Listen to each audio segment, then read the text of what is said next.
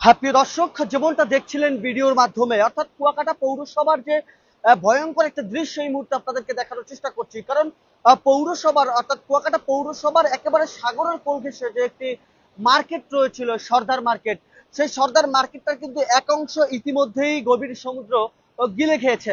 আপনাদেরকে সেই দৃশ্য এই মুহূর্তে দেখানোর চেষ্টা করছি কুয়াকাটা সমুদ্র সৈকতের পার থেকে। অর্থাৎ আজকে সকাল থেকেই কিন্তু অনেকটা তাণ্ডব চালিয়েছে কুয়াকাটা সমুদ্র সৈকতে যে বঙ্গোপসাগর রয়েছে। আপনারা জানেন যে ইতিমধ্যে বঙ্গোপসাগরে একটি লঘুচাপ সৃষ্টি হয়েছে। সেই লঘুচাপের প্রভাবে অনেকটা উত্তাল রয়েছে বঙ্গোপসাগর।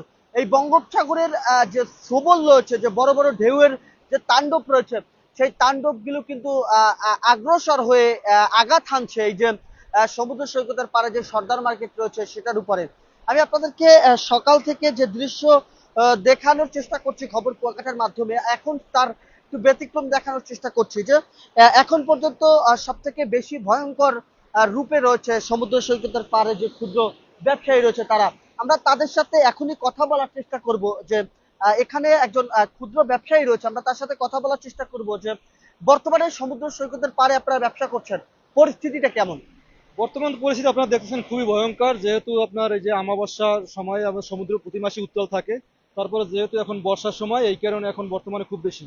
আসলে কুয়াকাটা আপনারা দেখতেছেন চোখের সামনে লক্ষ লক্ষ টাকা, কোটি কোটি টাকার সম্পদ বিনষ্ট হচ্ছে। যদি সরকার যদি স্থায়ী কোনো বাঁধ না দেয়, প্রোটেকশন না দেয়, আসলে কুয়াকাটাকে রক্ষা করা সম্ভব না। আমাদের পর্যটন শিল্প নষ্ট হবে, পর্যটন নষ্ট হবে, কুয়াকাটার ব্যবসায় নষ্ট হবে, সরকার ক্ষতিগ্রস্ত হবে, আমরা কুয়াকাটাবাসী ক্ষতিগ্রস্ত, সবাই ক্ষতিগ্রস্ত হবো। আর এই যে বাঁধগুলো দেখতেছেন, এগুলো তো কোনো স্থায়ী বাঁধ না, এটা কুয়াকাটার সৌন্দর্য নষ্ট হয়। আমরা চাই সরকার ভালো টেকসই কোনো বাঁধ নির্মাণ করুক, যাতে আমাদের কুয়াকাটা রক্ষা পায়, ব্যবসায়ীরা রক্ষা পায়, একটা পর্যটন শিল্প টিকে থাকে। ধন্যবাদ আপনাকে। আমি আপনার সাথে একটু কথা বলার চেষ্টা করবো। আপনারা দেখছেন যে তার যে বেঁচে থাকার যে সম্বলটা, সেই সম্বলটা কিন্তু তিনি হাতে নিয়ে দাঁড়িয়ে রয়েছে, কারণ তার ব্যবসা প্রতিষ্ঠানটাও কিন্তু সমুদ্র সৈকতের পারে। অর্থাৎ যদি অতি দ্রুত এই ভাঙন রক্ষার ক্ষেত্রে সরকার পদক্ষেপ না নেয়, সেক্ষেত্রে নিমিষে হারিয়ে যেতে পারে তার প্রতিষ্ঠানটাও। আমি এই মুহূর্তে তার সাথে কথা বলার চেষ্টা করবো। আপনি আপনার দোকানের মালামাল নিয়ে দাঁড়িয়ে রয়েছেন কেন? দোকানের মালামাল নিয়ে দাঁড়াইছি। দোকানে পানি উঠতে আছে এবং প্রচুর ঝড় হইতে আছে, সব ভাঙ্গি চুরে যাইতেছে, সেই জন্য দোকানের মাল নামাই নিয়ে যাইতেছি, উপরে উপরের দিকে নামাই নিয়ে যাইতেছি।